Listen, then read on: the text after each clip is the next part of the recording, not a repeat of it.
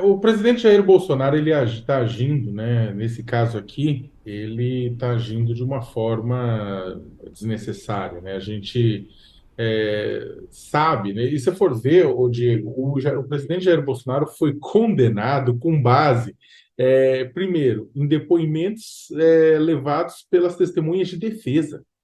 O que você vai ver o voto do ministro Benedito Gonçalves, você vai ver que quem condenou Jair Bolsonaro, primeiro, foram os votos dos advogados de defesa, das testemunhas arroladas pela defesa. Ciro Nogueira, então ministro-chefe da Casa Civil de Bolsonaro. Carlos França, então chanceler de Bolsonaro. E Flávio Rocha, então assessor da área de assuntos estratégicos do Palácio do Planalto. Os três deram depoimentos muito fortes, dizendo que não tinham nada a ver com isso, que a ideia tinha sido do próprio Bolsonaro. O próprio Ciro Nogueira disse que era superdimensionado e evitável, que ele desaprovava aquele evento. Né? Então, o que acontece? Houve uma crítica do próprio dos três ligados ao Bolsonaro. E depois, os documentos que foram usados e que embasaram de verdade o voto do Benedito Gonçalves foram documentos que foram documentos oficiais requisitados, né, do próprio governo. E que documentos eram esses? Documentos que demonstraram que a organização do evento foi feita num tempo recorde, numa magnitude desnecessária, utilizando estrutura pública. Então, o que acontece é que Bolsonaro se condenou. Não foi que tipo, houve uma condenação de terceiros. O presidente Jair Bolsonaro é que acabou se condenando.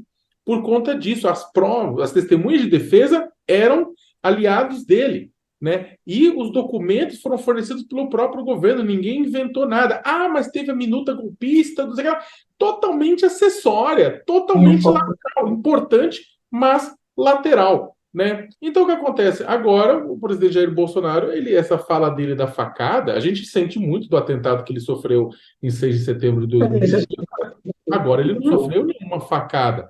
Agora, ele deu uma facada em si mesmo, porque foi ele que levou ele a essa situação. Ninguém pediu para ele fazer aquele evento, ninguém pediu para ele atacar a democracia, ninguém pediu para ele contar mentiras sobre a democracia, ninguém pediu para ele usar uma estrutura do poder público para um ato de campanha eleitoral ilegal. Mas ele fez isso por conta própria, né, da cabeça dele. E agora ele se vitimiza para tentar manter a influência sobre os seus seguidores, para tentar para os seus seguidores, olha, eu fui perseguido. Não, ele não foi perseguido. Ele se jogou no buraco.